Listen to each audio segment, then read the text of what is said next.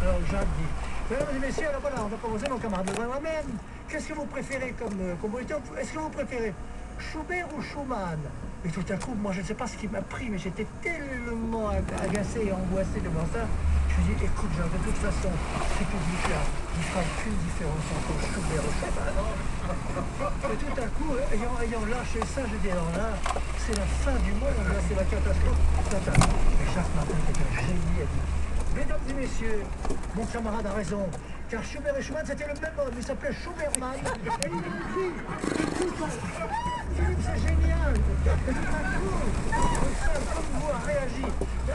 Et de ce moment-là, tout le reste de la soirée a été chaleureux.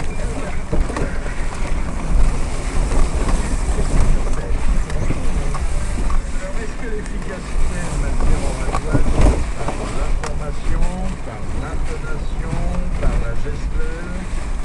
Moi je dirais qu'elle passe partout. C'est-à-dire plus on va se libérer, plus on va... La gestuelle, ça fait partie du langage non verbal, donc plus on va s'exprimer dans le public, et mieux ça vaudra. Sachez qu'on retient les gens retiennent des personnes par ce qu'ils entendent, c'est-à-dire la voix, et 60% par ce qu'ils voient, c'est-à-dire notre attitude. Donc il faut faire pour les deux. Par contre, pour le français, qui reste un peu plus haut, alors je n'étais pas tout à fait, je dis que le français, votre pouvoir d'achat, c'est excellent. Ça, c'est Le bras d'honneur, quel est le début optimal d'une intervention? La première phrase, c'est très important. Moi, je dirais qu'au départ, l'important, c'est de d'ouvrir son public. Ah bah oui, c'est comme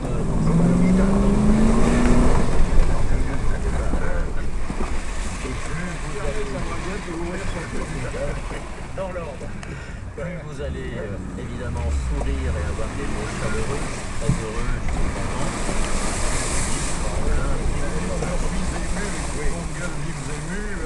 Je suis content de vous annoncer qu'il y aura 900 licenciements la semaine prochaine. D'ailleurs, quand vous avez une bonne et une mauvaise nouvelle à apprendre à un public, toujours commencer par la mauvaise. Ah bon? Et après la mauvaise. Pour la mauvaise, il sera contraire. Est-ce qu'on doit lancer des traits d'humour ou des plaisanteries pour détendre l'atmosphère? Je vous vois venir. Des histoires de cul, des trucs comme ça. Oui, ça détend. Vous mettez aussi vous faites par devant et par derrière pendant chaque phrase. Il est arrivé par devant, il est passé par derrière, et des trucs comme ça, c'est très fort. Évidemment, ça va dans le même sens, c'est-à-dire bon, si on peut mettre un trait d'humour dans un discours, c'est plus sympa, mais sachez qu'en France, c'est pas évident. Les Américains démarrent par ce qu'ils appellent un joke. Moi, je le déconseille parce qu'on ne sait pas faire les jokes en France. C'est-à-dire il faut les confier à des professionnels. Voilà. Non, ça marche pas du tout. Merci d'être venu, pas non plus. Ça détend. La détente, oui, c'est bien, très bien. Pas dans tous les domaines. Mais si, c'est quand même. Il y avait cette inauguration du salon, pour le coup. Il y a quelqu'un, un orateur de l'école qui s'appelait Garfort, et qui était formidable pour ça, parce qu'il y avait toujours une anecdote, une formule, et parfois, il parlait plus à un public, il parlait à des amis, c'était une confidence. Il avait un cheveu sur la langue, mais il fumait la pipe. Et il fumait la pipe. Il va être comme un Saint-Claude. Parmi les conseils que vous donnez, il y a celui qui consiste à escalader la scène quand on vous appelle pour prendre la parole.